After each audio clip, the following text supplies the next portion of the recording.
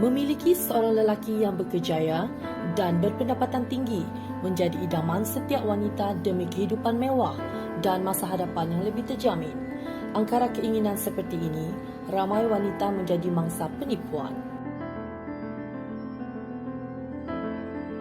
Di India, seorang lelaki yang berusia 67 tahun menyamar dirinya sebagai seorang doktor dan memperbodohkan hampir 27 orang wanita dengan motif untuk mendapatkan wang dan keseronokan seksual.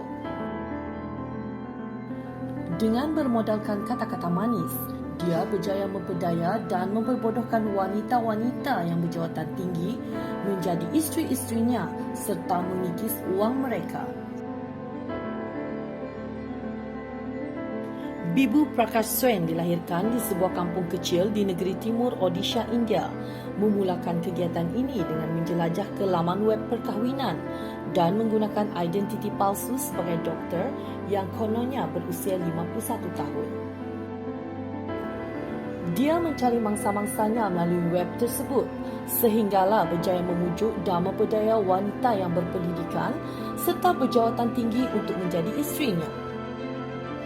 Menurut polis, kehebatannya dalam berkata-kata manis telah menjadikan hati beberapa wanita yang berusia lewat 40-an di seluruh negaranya yang terdiri daripada profesor, peguam, akauntan dan seumpamanya.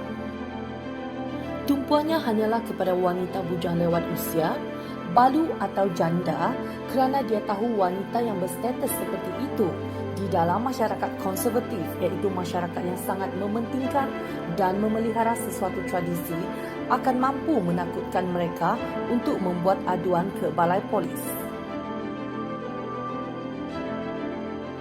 Terdahulu, Bibu Prakash telah berkahwin buat pertama kalinya pada tahun 1978 dan mempunyai 3 orang anak yang mana 2 daripadanya merupakan seorang doktor dan seorang lagi doktor gigi. Bagaimanapun, dia kemudian telah berpindah ke ibu negeri Bhubaneswar akibat daripada bertengkar dengan keluarganya dan di situlah dia memulakan penyamarannya sehingga berjaya berkahwin lagi buat kali kedua dengan seorang doktor pada tahun 2002. Polis berkata, setelah beberapa hari melayari hari indah, Bibu Prakash kemudian akan membuat alasan untuk meminjam wang atau barang kemas isteri barunya untuk membantunya yang konon di dalam kecemasan. Dia kemudian akan beralih ke sasaran seterusnya. Akibat terlalu marah dan merasa ditipu, salah seorang wanita yang juga isterinya berusia 48 tahun telah tampil membuat aduan di balai polis dan mendakwa suaminya itu telah berkahwin sekurang-kurangnya dengan 7 wanita.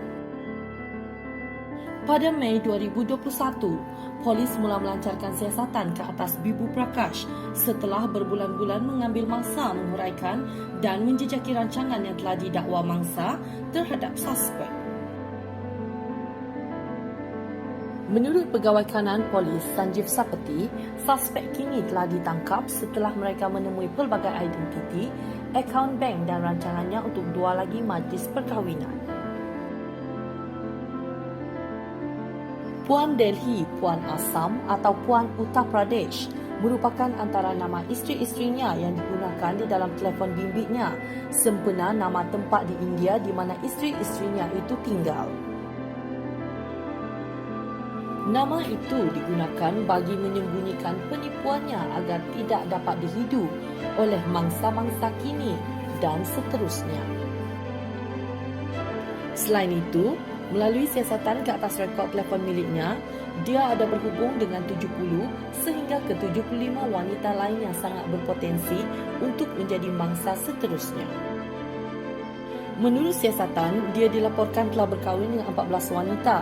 Bagaimanapun, angka sebenar mangsa masih tidak dapat dipastikan lagi kerana beberapa sumber ada mengatakan yang suspek telah mengahwini 18 mangsa dan ada juga yang mendakwa bahawa dia telah mengahwini 27 mangsa.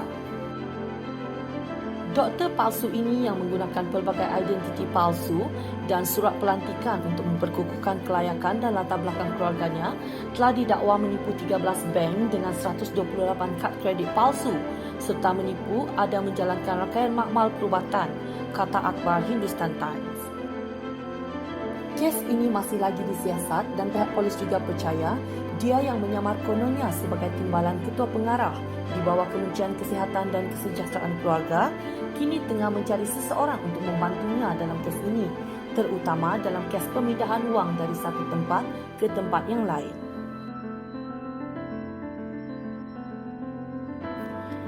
Semoga kes penipuan Bibu Prakash ini dapat dibongkar sepenuhnya agar tidak ada lagi wanita yang akan menjadi mangsa seterusnya.